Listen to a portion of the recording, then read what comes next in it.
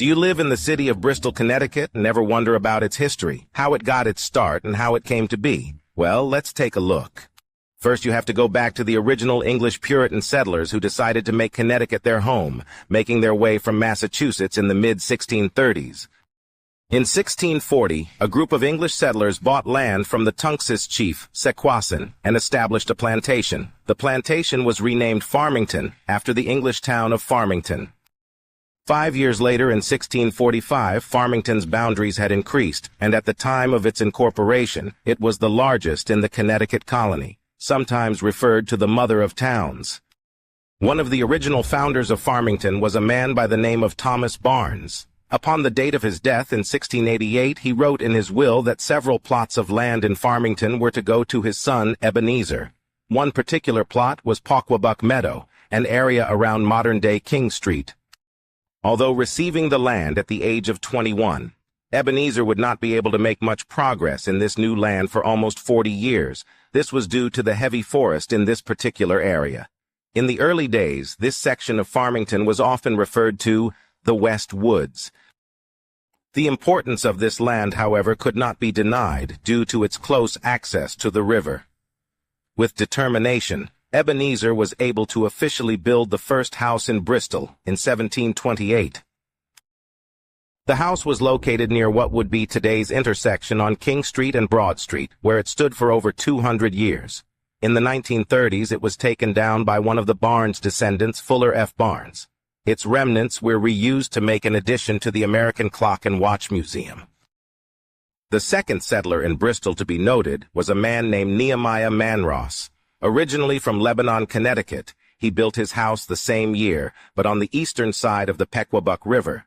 Years later, his section of Bristol was to be known as Forestville. Manross was one of the most notable of Bristol's founders. He was one of the founders of the original New Cambridge Society, which later became the Congregational Church. His descendants, and the descendants of his extended family, played a huge role in the development of the state of Connecticut. They were well educated, and many enlisted and fought in every conflict from the French and Indian War, the Revolutionary War, War of 1812, and the Civil War. In 1950, the former home of famous industrialist Frederick N. Manross on Central Street was remodeled as a library, where it stands today. Other key founders to be noted are Daniel Brownson, Nathaniel Messenger, and Benjamin Buck, with Benjamin Buck's house still standing, being the oldest in Bristol today. As the years passed, more and more settlers started moving in and building houses, coming in from bigger settlements such as Hartford, Wallingford, and Middletown, even coming from places as far away as New Hampshire and Massachusetts. In 1744, by act of the General Assembly, an ecclesiastical society was formed, under the name of New Cambridge, organized by the Congregational Church and Society. The first meeting house was erected in 1747, and the first school in 1753. Not unlike the rest of the nation, the Revolutionary War forever changed the landscape. Bristol was considered intensely patriotic. It is thought that 50 or more served in the colonial army. Most of the colonialists still loyal to the crown came from the areas of Chippens Hill, Harwinton, and West Britain, or modern-day Burlington. A man by the name of Moses Dunbar was caught trying to recruit men for the British and was quickly tried and hung on Federal Hill on March 19, 1777. This brings us to one of the most impressive stories in the city's history. In 1778, a Bristol militiaman, Aaron Gaylord, was stationed with his family in Wyoming, Pennsylvania. This was right before the Battle of Wyoming. On July 3, 1778, British troops, along with Iroquois Indians, pulled a surprise attack, sometimes referred to the Wyoming Massacre. The result was 300 Patriot casualties, and many others were captured. One of the American colony's biggest defeats. Those who were to escape were some of the families. Catherine Gaylord, wife of Aaron, made her way back to Bristol, undergoing incredible dangers and hardships, with her 3 children, traveling almost 200 miles with limited food provisions and encountering dangerous wildlife. Finally making it back to Bristol and settling back in, Catherine lived to the age of 95, with many telling her story.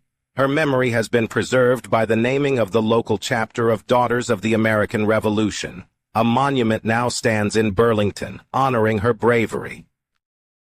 At the end of the 1700s and the beginning of the 1800s really began the biggest chapter in Bristol history with the dawn of clockmaking. It's this manufacturing industry that really made Bristol the city it is today. The first clockmaker in Bristol was a man by the name of Gideon Roberts, who is recognized as the first person to work in that trade in the town. He trained his 5 sons in the craft, and some sources suggest he also mentored Joseph Ives, another prominent clockmaker from the area. Robert's clocks were often wooden-geared, and by shipping parts to other states like Virginia, his sons helped assemble and sell tall case clocks across the countryside. His clocks became known for their quality and craftsmanship. Joseph Ives is credited with being of the first clockmakers to develop and mass-produce brass clock movements, which were more durable and reliable than the wooden movements that were common at the time. This allowed for the production of cheaper, more reliable clocks that could be sold nationwide. Other famous clockmakers in the area were Eli Terry. He revolutionized the industry by introducing interchangeable parts and factory production methods that allow these clocks to be mass-produced. The village of Terryville was named in his honor. Seth Thomas, who studied under Eli Terry, went on to establish his own successful clockmaking company, Seth Thomas Clock Company. His company became one of the largest and most respected in the United States, producing a wide variety of timepieces. Chauncey Jerome. Another pivotal figure, Jerome, was known for creating inexpensive brass clocks, which helped bring high-quality timepieces to more households. His contributions played a major role in making Bristol a key center for clock manufacturing. The clockmaking industry brought forth other industries to the city with companies such as the Brass Mill Company. Founded in 1850, they played a significant role in the economic development of Bristol, Connecticut.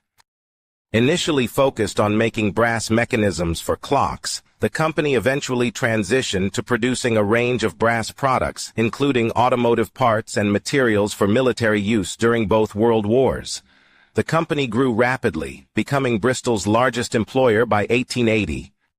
The New Departure Company, founded in 1889 by Albert F. Rockwell in Bristol, began by producing doorbells and bicycle accessories, such as coaster brakes and bells. In time, the company evolved into a major manufacturer of ball bearings, which were critical parts for various industrial applications.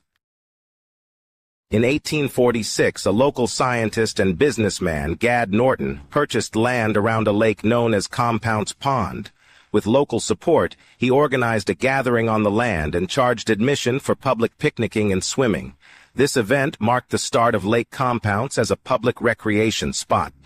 Between 1900 and 1930, Bristol's population grew from around 9,643 in 1900 to over 27,000 by 1930. World War I and World War II also contributed to this growth, as Bristol's factories, particularly those producing war materials, expanded significantly during those periods.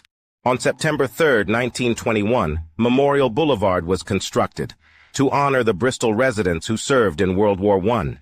It was designed as a lasting tribute to the city's war veterans, and over the years, it has evolved into a place of remembrance for veterans of all wars. After World War II, Bristol saw an increase in suburban housing developments.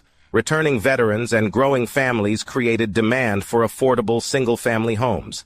Muzzy Field hosted baseball games and other events, becoming an essential community gathering spot. While manufacturing was still significant, the 1960s and 1970s saw the beginning of a slow decline in some traditional industries.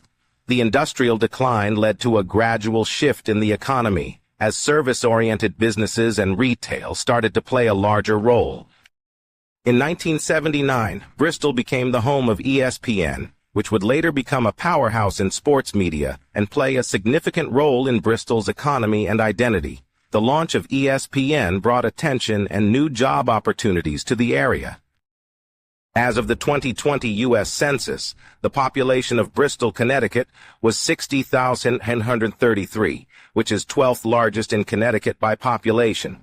Its landmass is about 26.8 square miles and has a total of 14 public schools. Although clockmaking has ceased in Bristol, people can see the history at the Clock and Watch Museum. Lake Compounce and ESPN are still in town conducting business. Politically, Bristol has a mayor-council setup, and its political identity is considered to be purple with an even split amongst Democrats, Republicans, and Independents.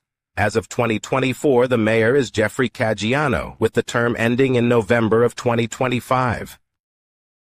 Finally, we would like to dedicate this video to Bristol police officers Sergeant Dustin DeMonte, Officer Alex Hamzy, who lost their lives defending this city to violence on October 12, 2022, and also to the brave actions of Officer Alec Urato, who was also wounded that day. Please don't forget to hit the like button on this video and share if you enjoyed the content.